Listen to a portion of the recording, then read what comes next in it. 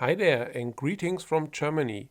My name is Florian and today I just want to make a short video on a Mercedes-Benz EQC as there have been news that the EQC will be delayed to 2021 in the US.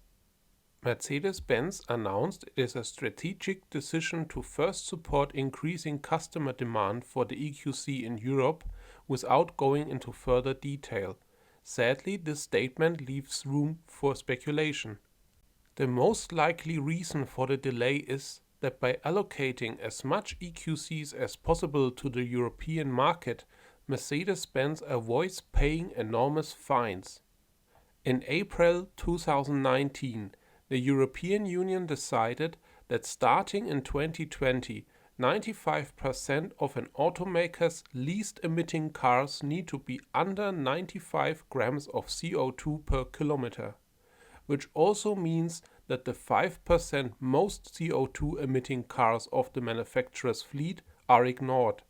But this little help will end in 2021 because then all cars of the fleet need to be under the 95 gram limit. Car manufacturer who cannot slip under the 95 gram limit will need to pay 95 euros for each gram over the limit for each car registered. So let's make a simplified calculation example. Let's say you as a car manufacturer sold 1 million cars to customers in the European Union in 2021 and your fleet emits 96 grams of CO2 per kilometer. So you are 1 gram over the limit and need to pay 95 euros for each car registered.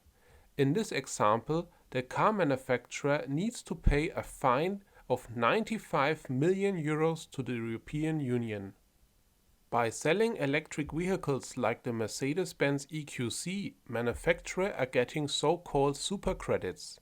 The trick is, firstly, that electric cars are counted with zero CO2 emissions, and secondly, one real electric vehicle like the EQC is counted as more than one vehicle.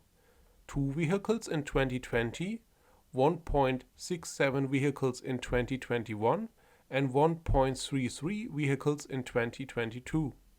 Therefore, car manufacturer like Mercedes-Benz can sell one real EQC and get another virtual EQC on top, therefore lowering the overall CO2 emissions of the Mercedes-Benz fleet and hopefully coming as close as possible or under the 95 grams limit.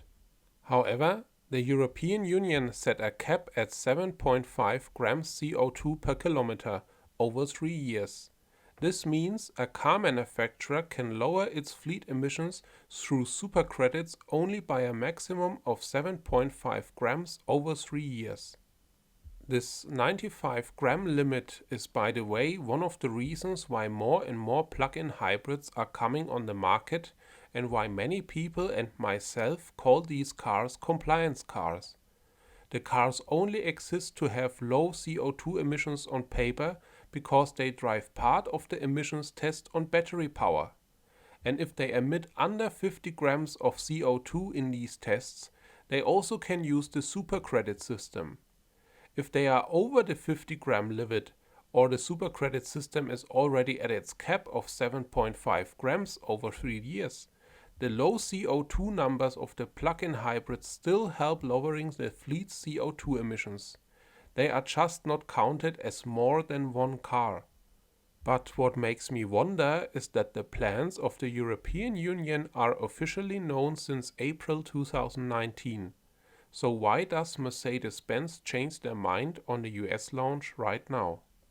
Shouldn't they be able to predict mathematically in April, May or June 2019 where they will land with their fleet emissions in 2020? Why disappointing customers and dealers in the United States now?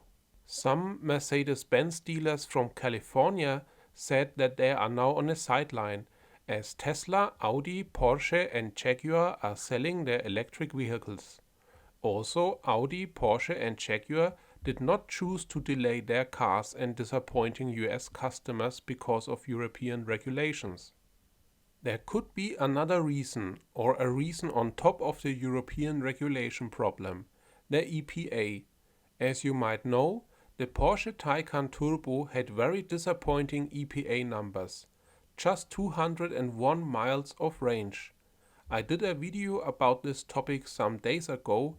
You can watch it by clicking on the link on the top right or in the description box below. Also, the Audi e-tron has disappointing numbers. The EPA rates the e-tron at 204 miles.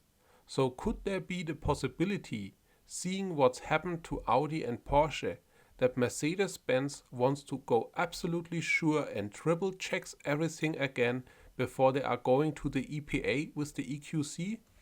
Perhaps trying to find more range with hardware and software upgrades? I think this could be possible. The EQC has a comparable WLTP range to the Audi e-tron.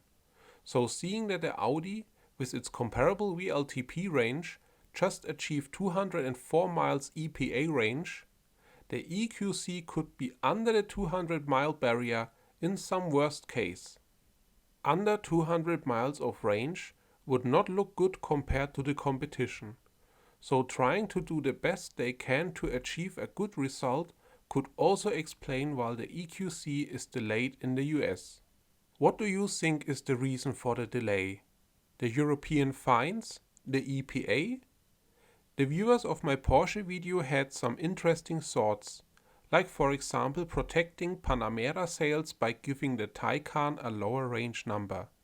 Or for example the US trying to protect their own offers like Tesla by giving the other brands bad range results. Or the idea that the EPA just did something wrong in the testing process. Please let me know what you think in the comments below. And please like, share, subscribe and also hit the notification bell as more videos are coming soon.